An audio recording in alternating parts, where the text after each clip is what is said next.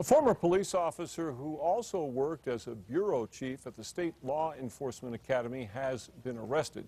She is accused of stealing equipment worth thousands of dollars from her latest job as a high-ranking official at a troubled school district. Here's News 13's Nancy Laughlin.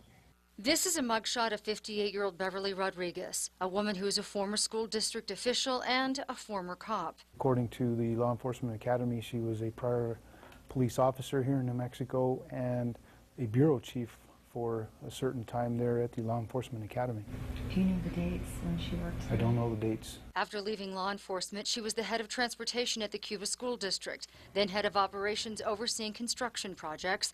On that job, she allegedly stole 2 handicap ramps worth $5,000 each belonging to the district. She told police she took one to her house to be used by her mother who had knee surgery. This week, police arrested Rodriguez. For apparently stealing, property that belonged to Cuba Schools, the Cuba School District. Rodriguez claims she bought one ramp at an auction in 2006, but changed that story and said her father bought it.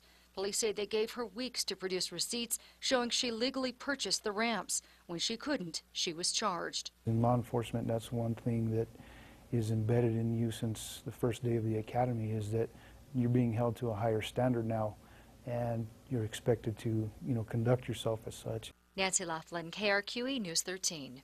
State police began a public corruption investigation of the Cuba district last December after a former business manager claimed that she was fired on trumped-up charges because she was planning to expose wrongdoing. In March, investigators found that bus contractors had overcharged the Cuba district hundreds of thousands of dollars in recent years.